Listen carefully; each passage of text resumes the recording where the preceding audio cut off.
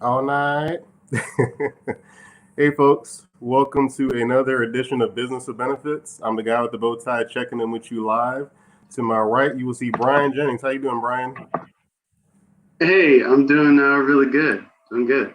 I hope that intro was okay. That's one of my favorite mystical songs. Yeah, I was feeling that.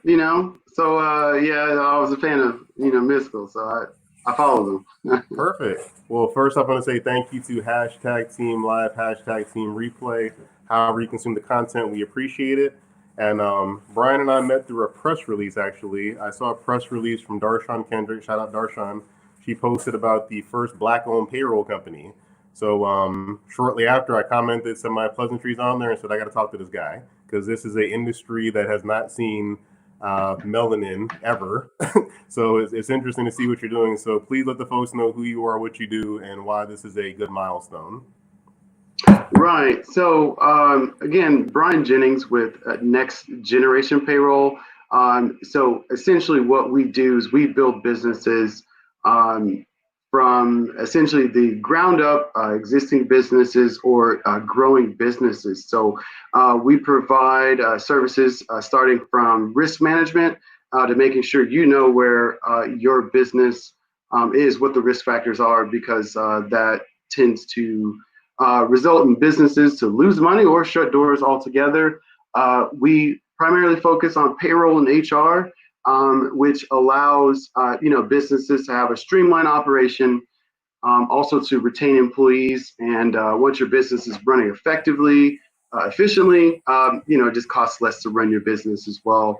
And then the other aspect of what we do is we kind of take or bring corporate growth strategies that large corporations use, Fortune 500 companies use, and bring that to the small business owner so that us as in the small group of business owners or family owned businesses, minority owned businesses, you have that opportunity to compete with national brands for market penetration and revenue and growth, right? So Okay. that's essentially what we do. And, in the, ballpark everything. Okay. Well, something interesting about that. You and I talked about your creation story a little bit, and I think it's important to hear when people decide to be the first of something and start something new that that wasn't just out of nowhere. So, kind of let people know how you got into this, making your own payroll company and be the first to do it. Sure. So I worked for I think the second largest provider of payroll. Maybe about 5 years ago, and of course, I was awesome. At what I did, right? I got in that industry. Really, the idea was to pass through and kind of go into medical sales, whatnot, and kind of get some more Excel experience with me. When I left, it was Paychex, actually, the second largest provider. When I left that company, I went to go work with the accounting firm. And I did business development for the accounting firm. And, I kind of really helped them out to grow their firm. And, I think while I was kind of working with them in business development, I mean, the light bulb just kind of clicked and said, well, why not get my own software, start helping out businesses on my own, and I'd have my own LLC. Why not? Because I kind of felt like, I wasn't going to move up in the corporate space, and I felt like I wasn't going to be paid, what I'm actually worth. So I said, hey, I'm going to go jump out here and, start a company. So that's how we got going. Cool, I like that. And then the interesting thing about it, I mean, it's pretty much the software as a service company, correct? Say Or that again. fintech? Is it pretty much fintech, software as a service kind of company? Yeah, I would say that. Okay, so the agility makes it great. I mean, that's the great thing about fintech and software as a service. You can be agile and pretty much run it wherever you want to. So with that, starting that out as a black male coming into the payroll world, what was the initial beginnings of that as you were talking to people like, hey, I'm going to start a payroll company? What was that path like, or the friction you got from people? So, it's a mixed bag. Okay. Um, so, so I could tell people, and I said, hey, when I did my rounds of like, hey, let me go and tell people I know or communicate with people, that are in business. Like, I think one of my earliest clients was my chiropractor. Okay. So he's like, hey, turn this way and I'll pop your back, and how's life been treating you? And so he's putting me on this in all these weird positions and cracking my back. And I say, hey, he's like, what's going on in your life and that's new? And I was like, I have my own payroll company now, right? And he goes, really? You do? Like, what? Oh, you just started one? Okay, sign me up. How much does it cost? What are we talking here? And he signed up kind of on the spot, right there. So there's been people that are within my network that they're like, they want to jump right on board, or they see me on LinkedIn or something like that, or social media, and they jump right in. There are others that they fill out a quote online, and I sit down and talk with them. And just to be honest, I mean, there's some people that buy the fact that they buy who I am. Right. They love what I bring to the table, because they say, this guy knows something that I don't know about my business, or can help me generate more revenue or save me some money, something that benefits my business. And they say, hey, at face value, I love who you are, and I love what you bring to the table. It's a done deal. They sign up. And there's some other people that once they know, they're comfortable if I'm a sales representative or I'm a business consultant, then they're okay with doing business with me, as long as they don't know I'm the owner. But I think, now I think I know, I experienced it where once people know that I'm the owner of the company, then it's like, maybe I need like 3-4 letters of recommendation. I've gotten like, well, you haven't been in business long enough. And I'm like, well, when is long enough going to be long enough? I mean, like, how do you determine what's long enough? Do I be 6 months, a year, 3 years? What is it? But, some people kind of, well, I don't know. I mean, I've gotten a little bit of that, as I grow on. But I mean, Yeah. like, we have clients in any industry you can name, any niche industry. And in terms of revenue, I mean, they're upwards of, millions, 40, 50, 60, $100 million of revenue. So we take all business, all size, but, not everybody is, super, receptive, Yeah. you know. Well, man, it's good you took that corporate role. So you basically saw like nobody's gonna give me opportunity here. I'm not gonna move up, and kind of said, let me do my own thing and something that's agile, because fintech's definitely a great option for people to get into business. And I know we was gonna have you in Professionally Black, but we had some issues that day, and that was an interesting thing that we look at each other differently sometimes business wise, and they kind of put you at a higher level of standard, like, oh, you got to be 10 years in business, you can't mess up anything, you can't do this, you can't do that. So would you say that I mean, your Black audience is probably 50-50, like some love you and some of them kind of make it a harder time for you to get in there? With the Black audience, I just made a post about this. This is funny, but I find that with the Black audience, when I get a call, they'll say, "Are you Black, or is this Black owned?" And I say yes, and they're like, "Okay, deal." All right, all right. How do we do this? You know what I Right. mean? So that's really the majority of it all. Is that like, oh man, like, oh, you are like, wow, this is Black owned, or they discovered that it's Black owned, and they're like, I had to call you, I had to reach out to you. Yeah.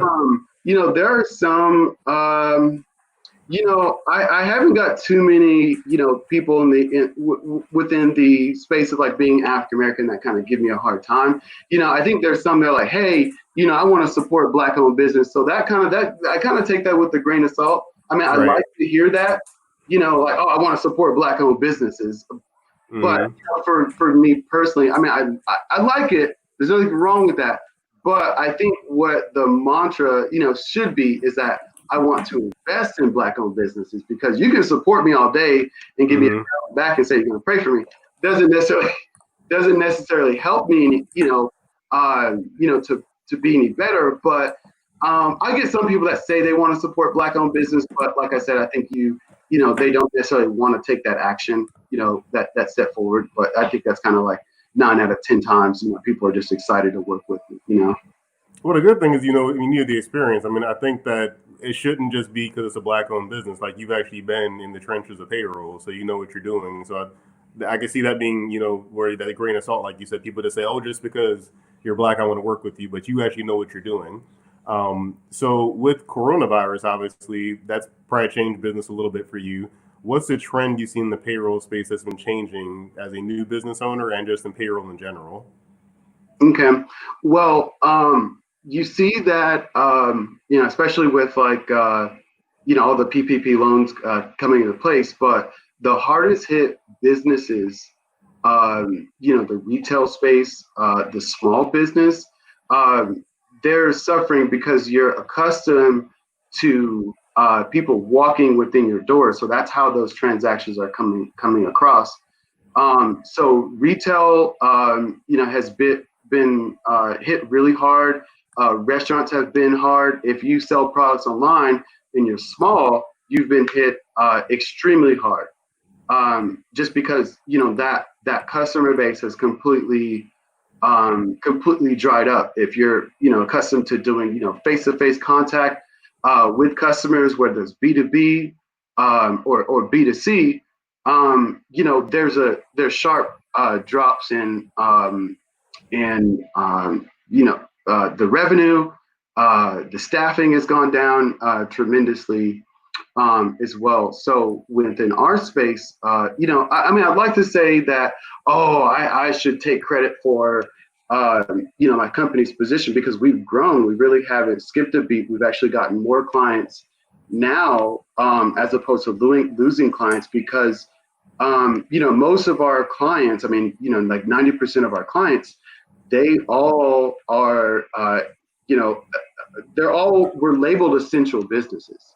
Mm-hmm. Maybe with the exception of a handful, like one or two that are not essential businesses. So, their staffs are consistent, their numbers are consistent, and really what we see is that, one area we have grown is through, marketing, because the people that were accustomed to having the walk-in traffic and the word of mouth, and that's really dried up. Just because, like I said, people aren't mobile. Yeah. So people are trying to position themselves and say, okay, so how do I get that visibility online?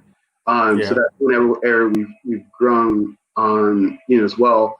Now with the SBA loans and PPP loans, a lot of the requirements centered around having a payroll service. So there are people who, like I said, they need to be on payroll to satisfy their grant requirements. So we've getting a lot of business from that as well.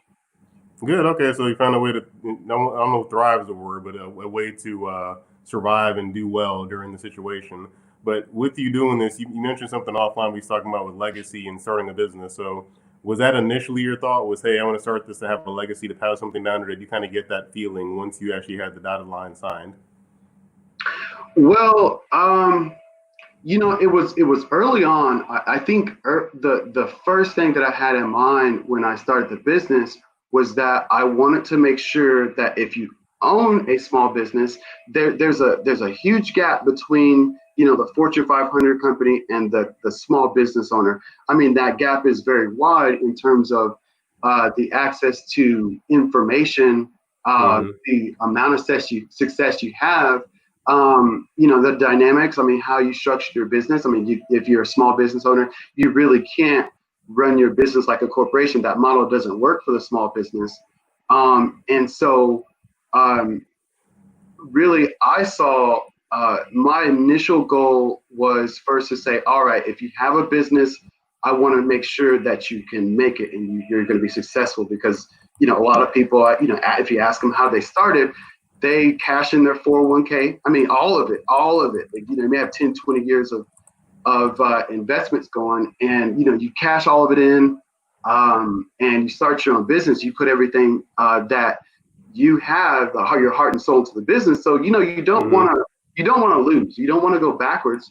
And so my first goal was, all right, if something bad happens to my client, that, I feel personally responsible for my clients being successful. Now, I've had people tell me, hey, I had a lot of bad things go on. Well, what measures can we put in place to prevent, if bad things happen, you're still a viable business. So that was the first thing, Mm, first and foremost. Then too, I started thinking about my children and the next generation, right? I mean, kind of hence some of the name, which is that for someone, in business, um, you know, I think it's important that you can provide for your family. yeah. Then also you can have your children or your grandchildren, they have a job, they have somewhere to go. It's not like, oh, I'm going to go to college and get a degree to hopefully pay off the loan. You know what I mean? Like you're getting a job to pay off the loan, but really, for my children and my family, that we're able to, they're able to sustain for, their family. So, Okay. my immediate family, like I said, future generations, yeah, that did come in the fold early on, and then also family and any employees that we do add on, is that you're able to provide for for yourself, and then also the next generation after that. So Cool, because I think that's something that some people might not have that mentality when they first go into business. They just kind of say, "Hey, this is the means to an end right now," but they don't think about that the kid has a job later on because they might not want to go to college. They might not want to do that model. So as you kind of coming in the fold, because you started the company like right before COVID-19, not right before, but pretty soon around when COVID-19 hit. So with you seeing this transition as a young business, what do you think is kind of the future of like education versus entrepreneurship right now, since you kind of started out with the college education, went into business during the pandemic? What do you see as the future of education and entrepreneurship kind of in this new present state of things? sure. So I think that if your household, if you're entrepreneurial within your household, like you own a business, and then your children see you running a business, your child is going to much more likely to also want to run their own business. So, kind of considering the climate, you know, really, and this is you've seen this a lot. You see that people, you need to learn how to balance a checkbook, or you need the entrepreneurship right out of high school. That's going to continue to grow, and kind of get more traction. I mean, especially when you talk about economics, and if you talk about it from within the Black community, it's like, how do we gain wealth? How do we grow? And investing in stock is one, but what gives a greater return and the greatest opportunity for economic mobility is starting your own business. So that's going to be on the rise. I've met some realtors that are right out of high school, selling houses, 18, 19 years old.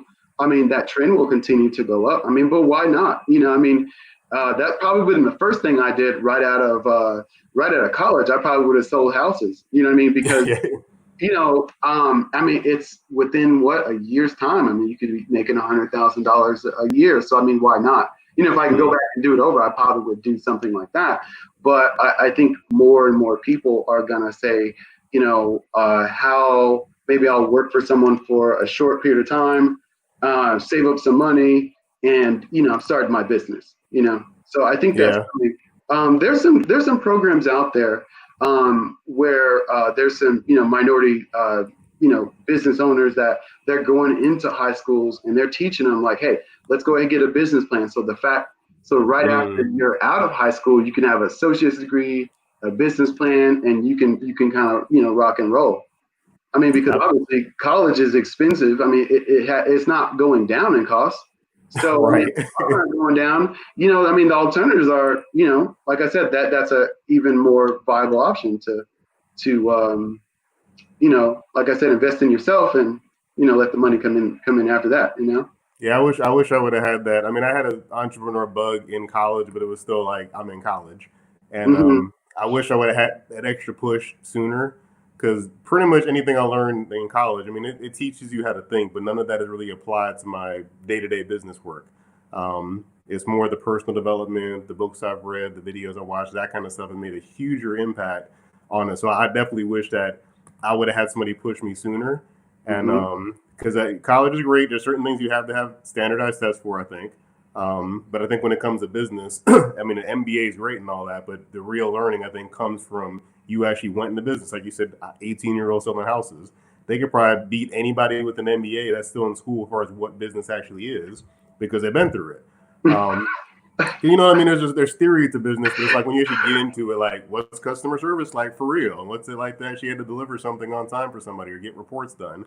So, would you say you've been through both sides, college and the real world business? Do you think you learned a lot more starting your own business than college ever taught you, over that 4 to 6 year period? Um, so let me think. Let me, because I think my scenario is a little unique. And I'll preface it with this. Like my degree is in biomedical science. I got a master's degree in biomedical science. Mm-hmm. So really, my intention was after I get my master's degree, I'm going to go on to medical school, and that's kind of how I end up working at Paychex because I wanted to do medical device sales as I wait on the admissions aspect and getting accepted. I was going to do some sales and things like that, stay in healthcare. So really with the degree, my degree is and it's great for business. It's a great transition to business. You probably want to study like biology or like some science-based, research-based problem solving degree. So basically a scientific method is all right, what is the problem? How do I solve the problem? What data can I collect, or let me go out and collect data, analyze my Mm-hmm. data, and come to a conclusion. For me, at the graduate level, like running a laboratory and designing a research project, it's like, well, here's the question. So, how do you design a project, and how do you collect data that answers your question? So for me, it's a why. Like, why are the things the way they are? Like, why does this living organism behave this way? Mm-hmm. And from that, like I took, if you're going to get a college degree, you have to understand. I mean, not just like regurgitate information, and you have to be very analytical. You have to apply like what like think of it, not just answer questions on a test, because I think you're not going to have those analytical skills when you get out. You Right. know, like I mean, even from history, I think probably one of the most pertinent things I learned from a U.S. history class in college. Just an easy breezy class. And they talked about they talked about slavery and how people viewed African Americans and things like that. Well, the professor, I mean, it's probably one of the greatest things I learned is he goes, well, do you think that, there's a few people that made the ideas and people just followed it? Like, are you just being a product of your environment, or are you being an original thinker? Just blew my Mm-hmm. mind in US history. And I'm like, I think you want to analyze data on a greater level, but I think really my training in college, because I asked those questions, like you think on a deeper level. So when Yeah. I said, all right, I'm going to go into business, how do I be successful? How do I do that? How can I fail? Right. And so that brought on a lot of research as to how did other people fail? The case studies are there. People Yeah. fail in business all the time. So, Yeah. I feel like, well, if I know how everyone else failed, I shouldn't fail. You know what I mean? Mm-hmm. Like, what do I need to put in place to not fail? Okay, so these companies are growing and they're getting clients and people are finding them online. How do I do that? Like, what do I need to know to be able to do that? So, by basically doing the research, I mean, I'm able to tell people that have, make tens of millions of dollars how to better run their business Yeah, because that's I good. I did the mean, you have that research. thinking skill. That's the hugest thing. I definitely accredit to higher education, that thinking and analyzing and how to Mm-hmm. study things. Because high school is usually just take a test. Depending on where you go to school, it's usually to Right. take a test, and then higher education is like how do you think through things. Because my degree is in math and accounting, I Right. don't use it consistently with my work, but it did teach me kind of how to, look at Hmm. numbers for things and understand how your business operates. So I can definitely agree with that. Yeah, so I didn't have the like years of experience. I mean, like I just told people, I'm like, hey, I learned this stuff. Like, hey, you want to try to apply XYZ. I did the research. They didn't. You know what I mean? Mm. That's a major difference. No, that's huge actually. There's an old parable I heard somewhere that basically a factory had a machine go down, and they called a guy to come fix the machine. He looks at it with a hammer, hits it in one spot, invoices them for $500.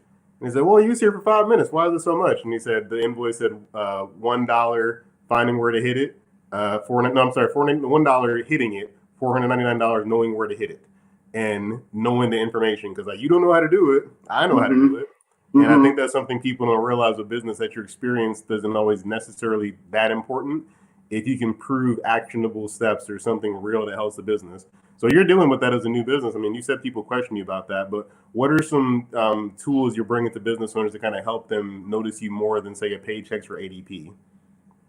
Okay, so I mean, there's a few things. One of them that hit home. I mean, because nice guy, but I'm going to hit you. I'm going to hit you hard to make you really think about your decision. Because some people say, "Hey, give me your price." I'm like, "No, I'm not. I don't. I'm not going to give you my price. Like, I mean, I will eventually, but um, you know,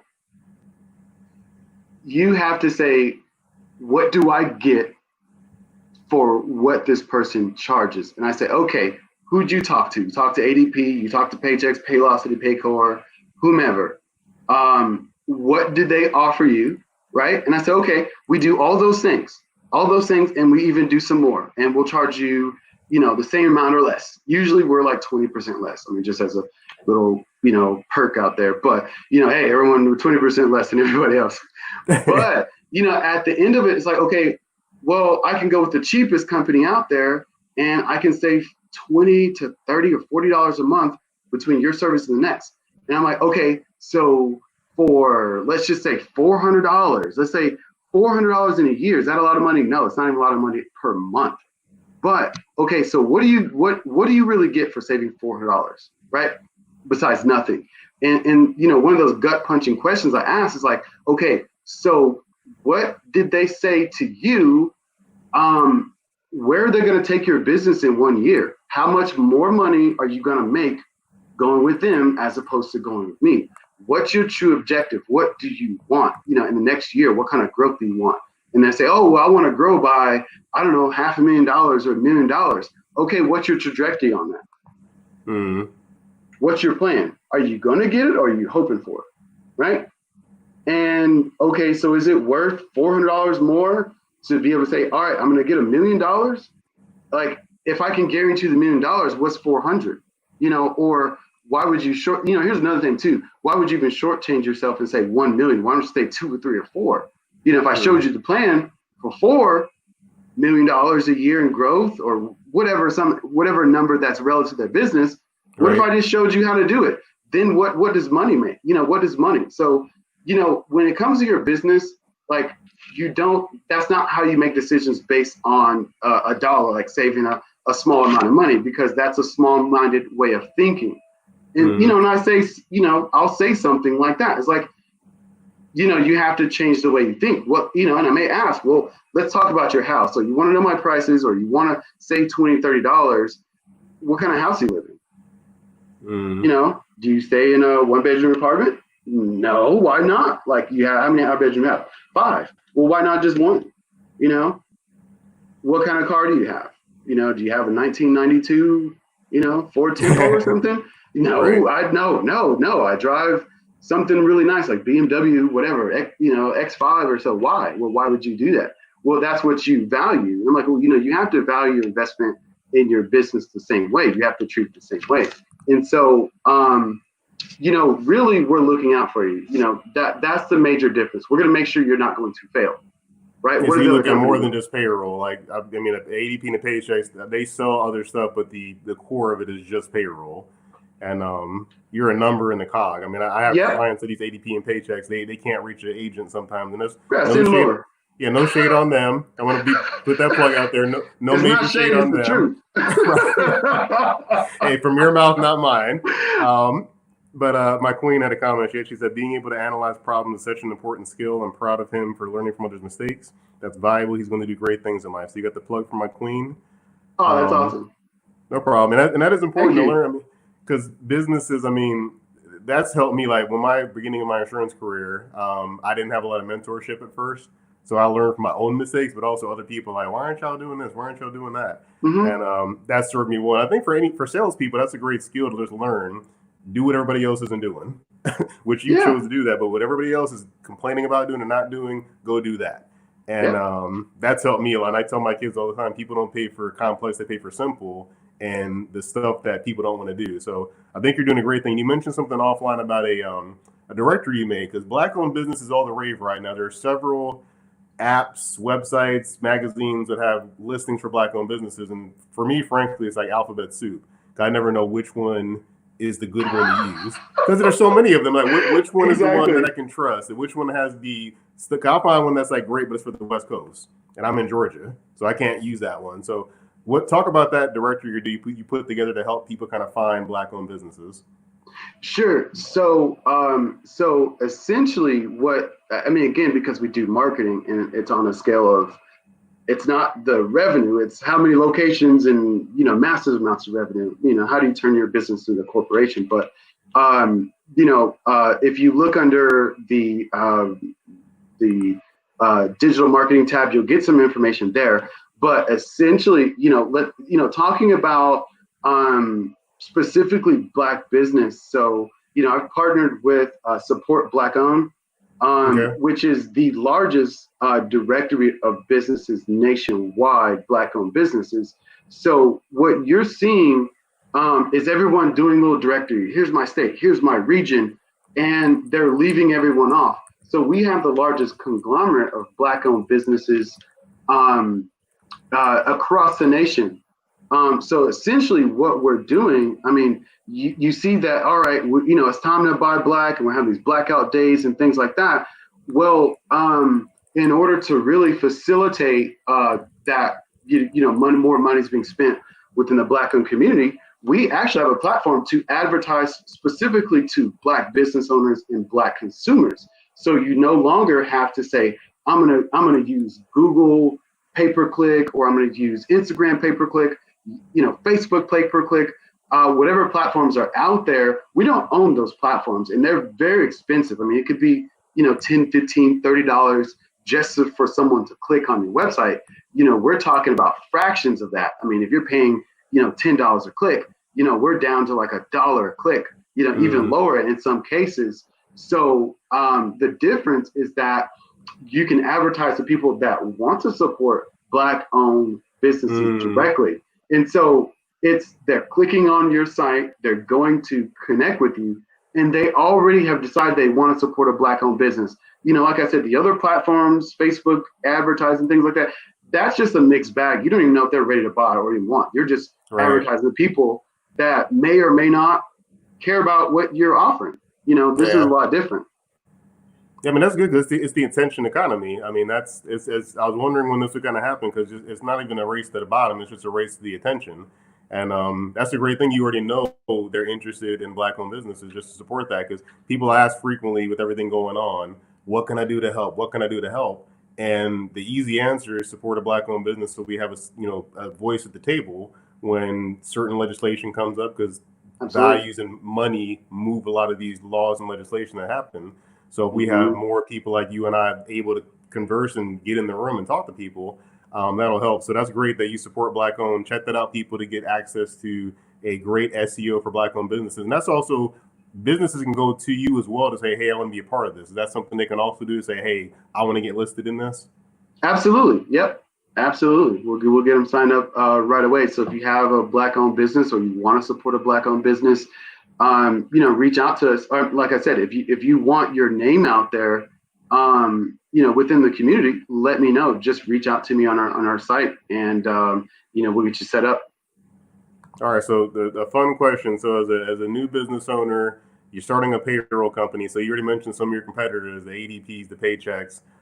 What is the hardest thing for you to overcome as a brand new business that's not been around a whole long time? What is probably the hardest hurdle? Because it might help somebody else not in payroll, but just as a new business that has these mega corporations you go against that have history and name and marketing and all that. What's probably the hardest thing for you to overcome with securing new business? Okay, so for me, I mean, I didn't think of this all the way through when I got in, but I mean, I knew they're mega giants, but all of my competitors, I mean, that are visible, they're making, 500 million, $1 billion a year in revenue. So I've jumped in, and that's who I compete with. So, to rank and be visible for like, payroll companies near me or payroll, services, it is difficult. It requires a little bit more of investment than some industries. Okay. So that's been, I mean, just kind of catching on with mainstream business owners. It's hard to get that visibility. It just requires more of an investment. So really, I think with any business, in general, the hardest and the easiest part is the marketing. Like I said, once you kind of get the penetration, you're there. People will find you, and things are rolling. But you never start a business without having a marketing budget and a very defined plan, a proven plan, to market. So new business, that's what it's, that's what, like I said, that's what I consistently hear from business owners of any industry is, getting the people, getting or the business, whatever, whomever you serve. Yeah, so they got a product, but they can't get their audience. Basically, is the hardest part. And something interesting too. So you mentioned you went to college for biomedical, and you had this background in in science and everything. What do you think? Do you think a family member helped you with the idea of being an entrepreneur? Because me, my family's military. Hmm. That wasn't a conversation I ever had throughout my youth, even through college, about starting a business. It was never exposed to me until I was in college, and there was a Quick Start. Quick Start was like Amway online. Buddy of mine, Benji Nunn's like, hey, there's this thing we can sell products and get paid for while we're in college. Like, I'm broke. All right, let's try it. And that was my Hmm. exposure Hmm. to entrepreneurship in college. It was like, oh, there's a thing, and that got me into sales. That was really my sales bug. But Right. had that not happened, I'm almost certain I would have been way later in figuring out entrepreneurship. So was there someone in your family? 'Cause I think black folks who don't have this a lot. The entrepreneur that's legal. Was there somebody that? Because you know how it is. I had cousins that sold stuff and did things that wasn't good. So I was like, I don't want to do that. I don't want to do that. But Hmm. was there somebody in your life and your family that exposed you to, hey, this is another way besides working the 9 to 5 corporate gig?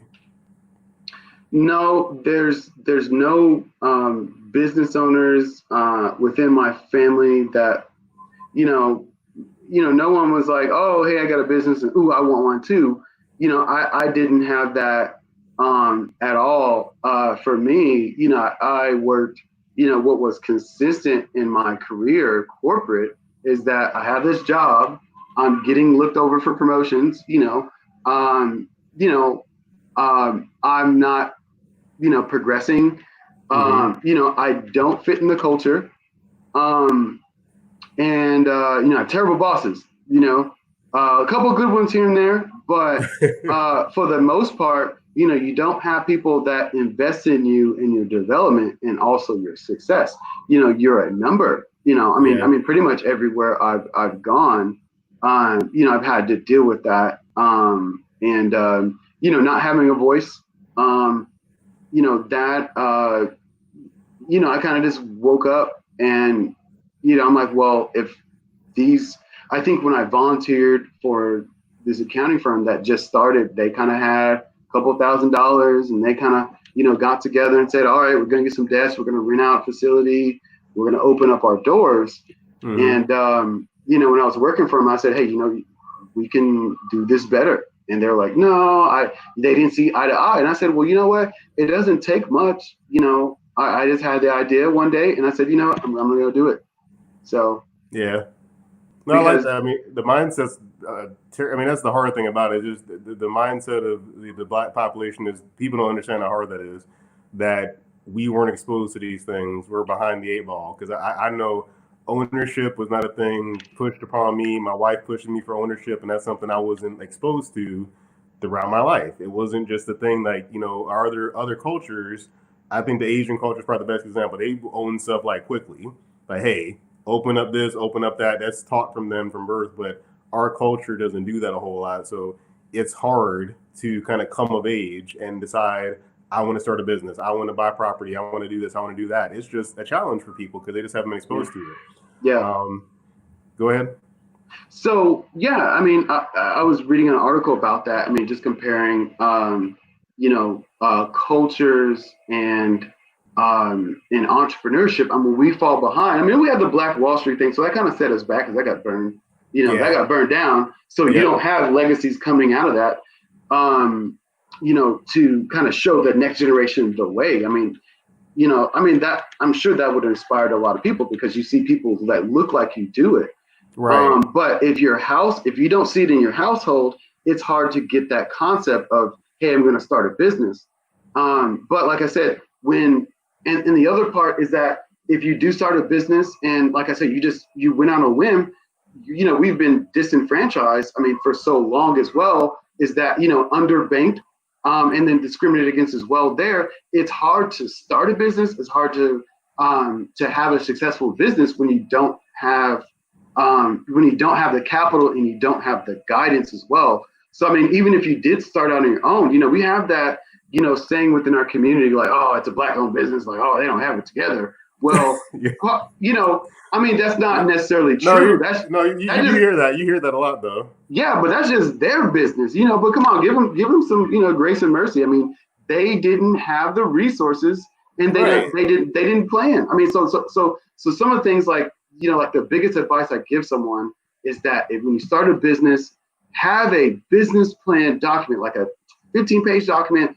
It's out there. Like I said, email me, I'll send you one, right? But if there's a night and day difference between business owners that have a completely written out plan. Like, the questions are there. They're going to ask you all the hard questions. You just have to answer them on your own. Like, it's not like someone's physically answer. It's on the paper. But as you answer those questions to say, hey, who's your competition? What are the hurdles? How can you fail? What's your biggest obstacle? What are your obstacles to bringing products to market? Who's your mentor in your industry? Who's your mentor out of your industry? Where are your strengths? Where are your weaknesses? And it's more important to know your weaknesses than strengths, because if you have a weakness and you know it, then you can bring in someone that has the expertise that you don't have, and they can transfer that knowledge to you, right? I think the mentor is a strong part of that too. When you mentioned the mentor piece, I mean, that's huge. Even if you don't even see the mentor, nowadays you can pull up content and know somebody. Like, I listened to the One Thing podcast consistently. Never talked to Jeff Woods or Gary Keller or Jay Papasan. Never spoke to them ever in life. Right. But I feel like the content's there to help mentor me, like getting stuff done and being focused. And real quick, I want to catch up with the audience real quick. We had Ken Richmond, the Team Live. Thanks, Ken, for jumping on here. And Eric Bigham, he said, I'm so excited to watch your success and grow. Keep on grinding. So you get your support there from Eric.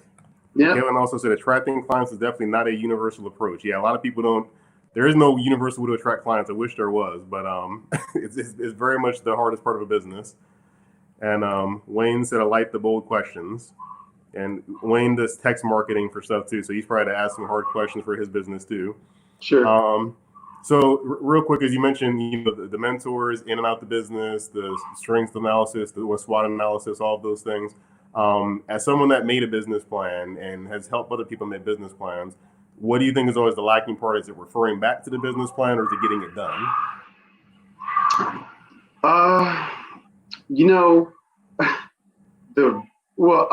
think two parts I think you can address there, with my experience, is that one, you didn't have a thorough plan and you're 2, 3, 4 years into your business, right? Mm-hmm. And so, people say, oh, well, when you run business, like, you just fall on your face and pick yourself up again and just learn from your mistakes. I'm like, that is the stupidest thing ever. Like, that much that pisses me off. That makes me so mad, because you can't do that in business.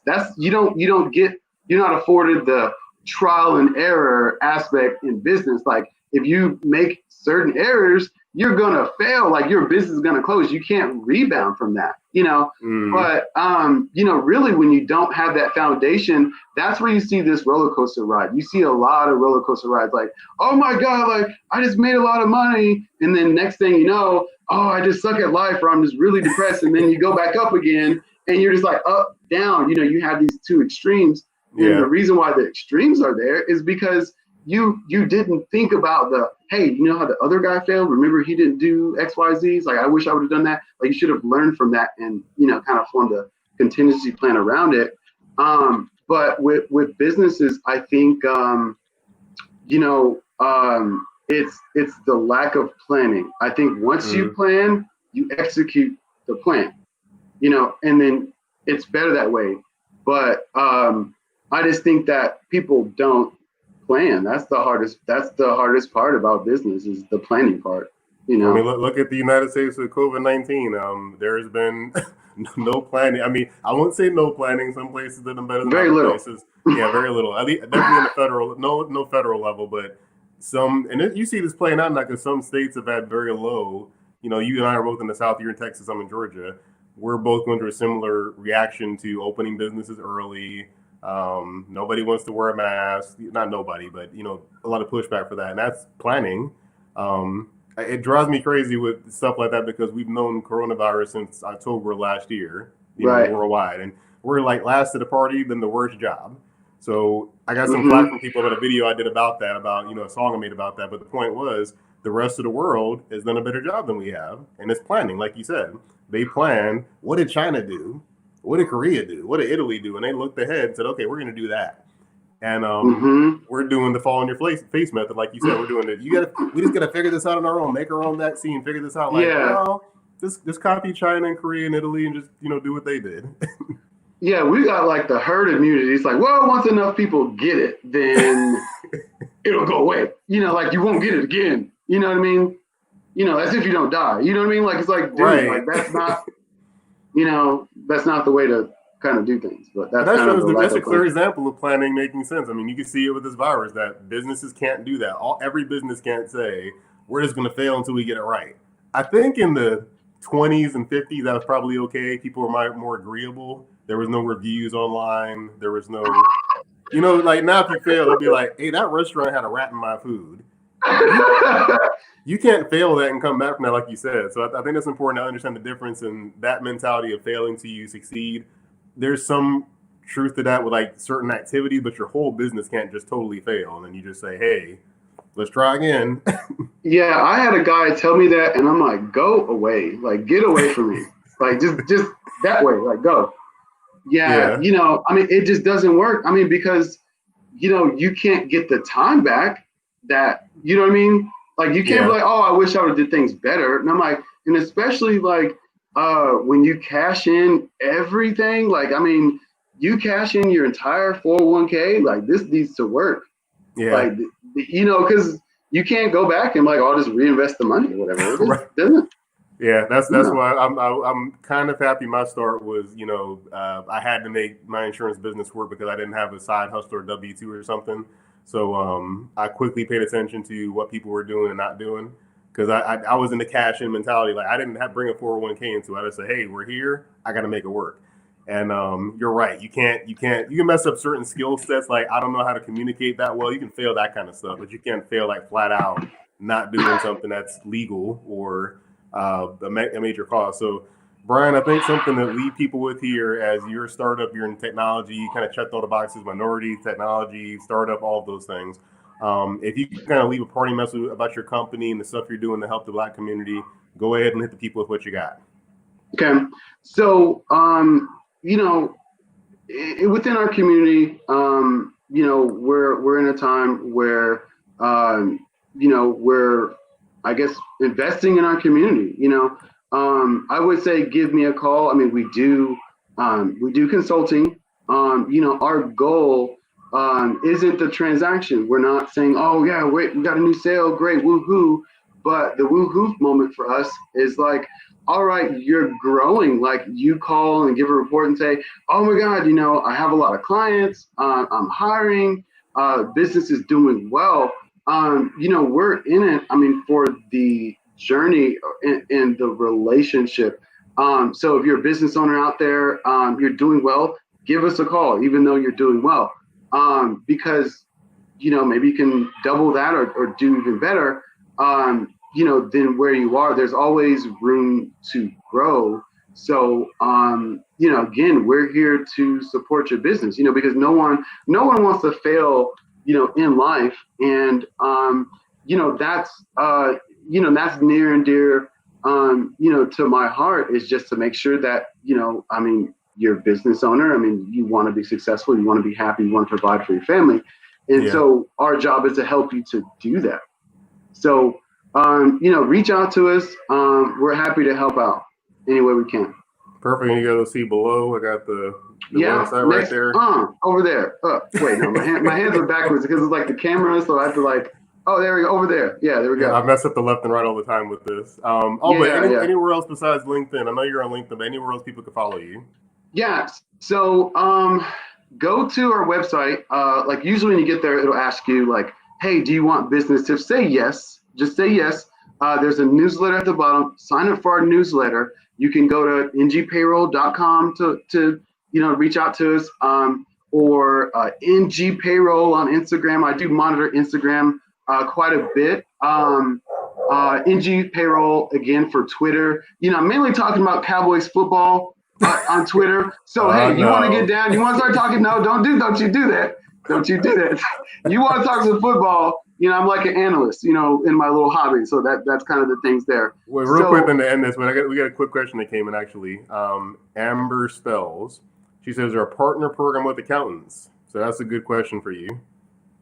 Sure. So we do partner with accountants. You could reach out to us. So there's a couple of different ways in which we can partner with you to provide the services your clients need. We do. So the plan here pretty soon is to kind of start doing some more continuing education specifically for accountants to make sure they have the resources. I mean, accountants aren't exempt from having peaks and valleys, and like I said, changes in revenue as well. We can help you with that. I mean, help accounting firms actually grow their business, but actually collaborating with the client. We do actually have a program for that. So absolutely, we do partner with accountants. So Amber, check the website, ngpayroll.com, get some more information from Brian about that. And folks, thank you for tuning in. Make sure if you know a business that needs payroll, reach out to Brian. We got a savings potential thing there, and it's supporting a young brother that started his own business. So I appreciate you jumping on, Brian. Everybody be safe. Be safe, be safe, be safe. Please. Wear your mask. Please. I already had to fight a few people today about that, but just do it for somebody else. I was definitely anti-mask. My wife will tell you I was very much making fun of, not even making fun of it, but kind of taking it lightly at first. And change my mind, read some information, and just think about somebody else just to beat this thing, because we want to get back to some normalcy at some point in time. And the only way that we can control that is not going out as often and wearing a mask. So I feel for you in Texas. You're doing just as bad as Georgia. So I feel for you guys. But I will catch you guys next time on Business with Benefits, and we will be catching the flip side.